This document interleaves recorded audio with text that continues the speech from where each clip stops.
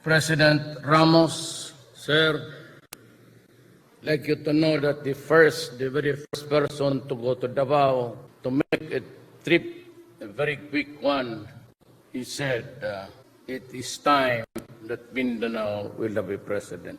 And despite of my own misgivings about money, machinery, and everything, I prevailed because of his inspiration.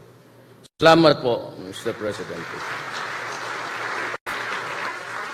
Men and women of the Philippine National Police, fellow workers in government, beloved countrymen, there is no riddle in the hiring of persons to hold sensitive positions in government. As I have said, I am a provinciano, and my sphere of influence was limited in the Davao region.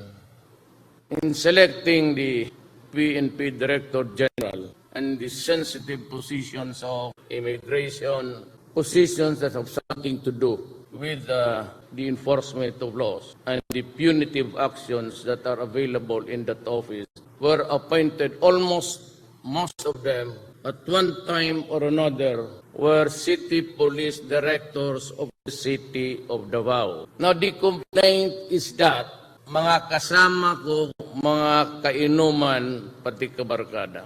Neither of the three. I do not drink with soldiers or policemen. I do not go around with them. I go home early. Although I have the rapport with them, there is always a limitation between a mayor and the police. Now, these are the guys who went through their career passing by Davao. And these are the only guys that I knew and I have worked closely and had the time to observe their character and integrity. And that is why when the time came, Coy, De La Rosa, Morente, and the rest were all taken in because I had the fortunate chance of having good military and police officers. The communists, and to whom we are talking now about peace. For after all, we cannot be at war with our own people all the time through the generations. We have also to talk to the MIMN because there are historical implications and injustice committed along the way in civilization. And we hope that you would understand dimensions of understanding and imparting it to the soldiers that we cannot be at war with our own people for all time. But I'd like to be harsh and I mean no offense to anybody. Let me put forward a very simple story. I became a lawyer in 1972. Times were hard, so I had to support the family and one child. At that time, the salary was not really that good, so I had to take an extra job. And what was it? I applied for a position in the prosecutor's office in Davao City. I got the lowest job there. Ako po'y mahirap lang. I come from a poor family that migrated to Mindanao. I was forced to be a professor of the police academy in Davao City. And I was teaching criminal law, criminal evidence, and criminal procedure. And there was a time that no fiscal in Davao City would accept the task of prosecuting military offenders, police offenders, and rebellion leaders. I was pushed to that task and I took it as part of the job. And it been the years I have investigated all of you, national police.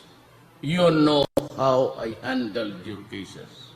You know how I help government to discipline you. And nobody in this country can compare to me, I dare say, in the protection of the careers of those who were doing good. Went up and stood my ground. And I said that if you prosecute these guys for doing their duty, I will resign as mayor. Sinabi ko doon sa head ng constitutional body.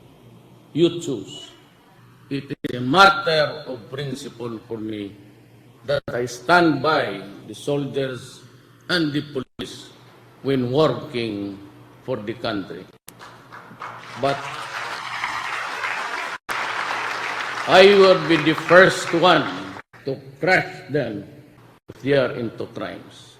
And I know your life story. I know how you handle your work. And I know how good you are. But I also know sometimes you can become a bad boy in the organization. So beginning from now, I will not tolerate, zero tolerance for abuses committed by the law enforcement agencies, including the National Bureau of Investigation. You know, avoid, do not taint yourself in the company of known criminals and criminals. You will be sorry. For the next 6 years, I will have an electronic thing there in the office to track your record. And I would know, at alam ko ngayon, kung sino yung mga generals who are tainted with corruption and drugs. And you know that I know, we all know, you better resign. You have no more future in the police. Joke with anybody else, but not me, because I have my orders from President Ramos. Do what is good for the country. And he's the #1 policeman thereabout now.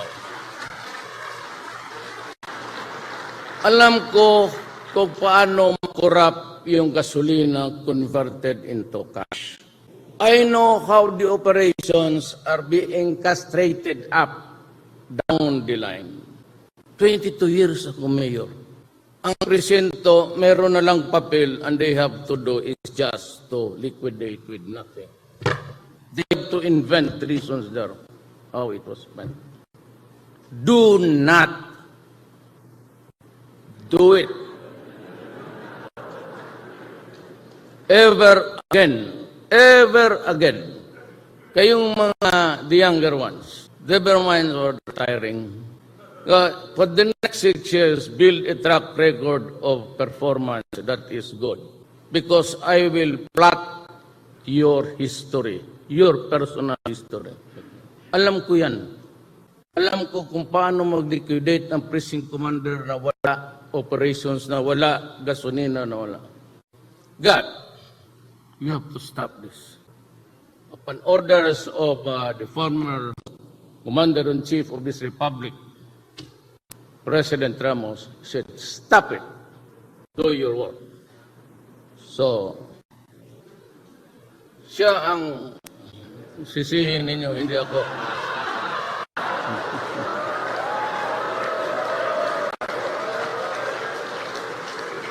You know, one thing that you should realize, ordinaryong tao lang. I have no credentials to brag about. I'm just an ordinary, average person. But I took care to learn what is learned about life. So, magpagkahanan lang tayo dito ngayon. Alam ko. And that is why I told General Visaya, go ahead, form your board of generals, and you take care of your organization. I only choose the chief of staff. Then let the board of generals decide the careers of the men in uniform. They do not go to me, and I will not entertain you for promotion or transfer. I never interfere in their choices of commanders. Sinasabi ko lang, you do your own thing, you assemble a team to help you succeed. I will not interfere in the assignment, but you have to answer to me for anything that happens. Ganon tayo dito. I am ready for the army, but for the police, I am very sorry. I do not want to return to that board of generals until there is a reformation in the organization.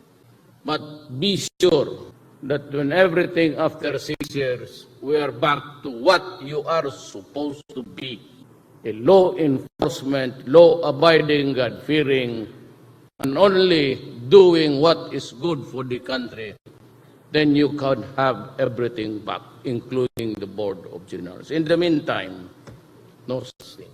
And may I, as a parting words, I will protect you. In all of your undertakings, adventures, as a law enforcement guy, I will be there to protect you. I will provide you the funds. I will provide the weapons needed to fight criminality, particularly drugs. We might not be able to stop it on time of the 6 months, but certainly after 6 months and 1 day, matapos na sana lahat. Total, tama yung bayad ko sa inyo. And the election, it was not a campaign slogan that I want your salaries and also the armed forces of the Philippines.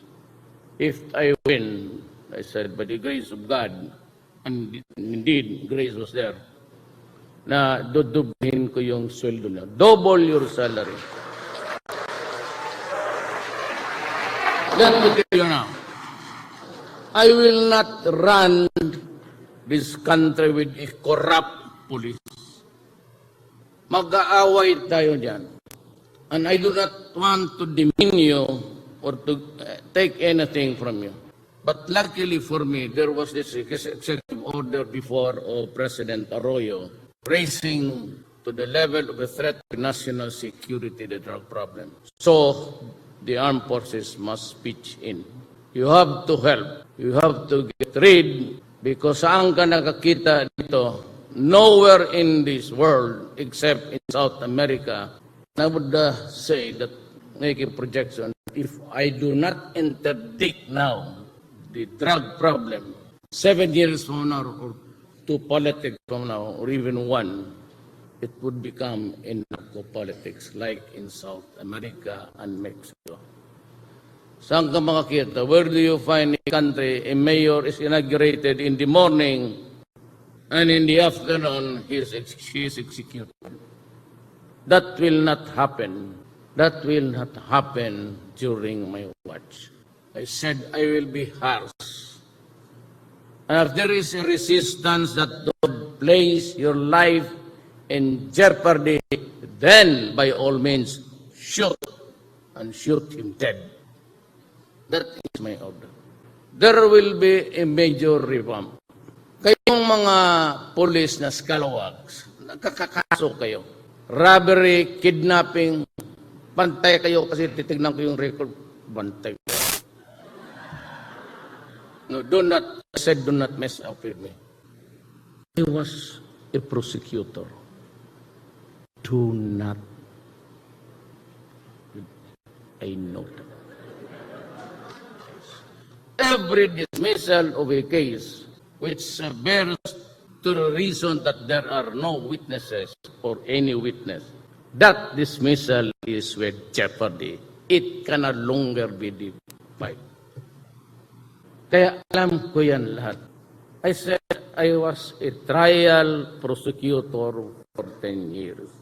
I've been a mayor in social contact with every human being in my territory. As I have said, you can never find any city mayor in the history of this country who protected his men, his soldiers from harm. Or I am a socialist. I belong to the left dimension of the way we think. That is not my fault. I am a son of a poor man. But more than that, I have this constitutional duty to protect every man, to give his due. But lastly, the only thing why I'm here is that, I want my I was listening to the candidates, and that maybe prompted President Ramos to go to me. Nobody was talking about Mindanao. Nobody was talking about how to craft a strategy of ending the issue of insurrection in Mindanao, how we deal with the Moro brothers, how to correct the injustice, and how to deal with the left. I was the only one prepared to deal with the trouble of a social problem which you are facing now. So I do not want to be dictator. And for those who are talking about beyond my term, no second term, God, you just don't know how I would be happy we can accelerate time. And we have now on the 6th year on the last day. I am going out whether you like it or not. I have no intention of remaining in office beyond. I said it is I'm the only candidate, you know that. I had no governor, I had no mayor, and outside of the Davao region, I didn't even have a single barangay captain. But yet I won because Ramos was there for me. So ganoon lang yan. Kung sabi niya, you know the ins and outs of the police, you know where the problem is. I tried I was succeeding. When you should try and succeed. So, I promised the people, nobody was campaigning for me, not even a single mayor, congressman, or in the entire branch of this country. But I won by a margin of something like 6 million. What is the message? Mas gwapo ako kay Binay, kay Rojas. Mas bright ako kay Grace. None of the above. We were equals before the eyes of the electorate. But I was the only one carrying the message right. Corruption, drugs, and criminality. Economic progress, leave it to the economic minds. What will I do? I'm warning. I will be harsh. I will go to the extreme. Yung nagkakaso kayo na may mga kidnapping, I will review you. And I will like to talk to you. In Malacanang, dalawa lang tayo. Utang ina, sabihin mo sa akin kung anong gusto.